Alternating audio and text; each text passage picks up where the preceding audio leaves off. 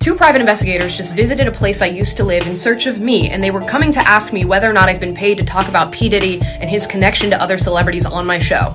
Now, luckily, the person I used to live with called me on the phone so I could talk to these guys. They did not immediately disclose that they were private investigators. I had to coax that out of them through being quite hostile to them throughout the conversation, but they kept bringing up my content that I made in regard to P. Diddy and his connection to other celebrities. They would not say who they were working for and who had hired them to come and travel around to these different influencers, but they did say that they would be going to multiple influencers who are talking about these stories to figure out whether or not they're being paid by a specific entity to share them. Now, I am definitely not paid to talk about what I talk about on my channel, but they said not only would they pay me to disclose who I was being paid by, but they would pay me more than whatever I was getting to share the opposite story. I don't know who these guys were. I don't even know if they were telling the truth, but they did say there were 10 other influencers that they were going to be visiting. So I'm putting this out there in case this happens to anybody else, and I will be going more in depth as to what happened.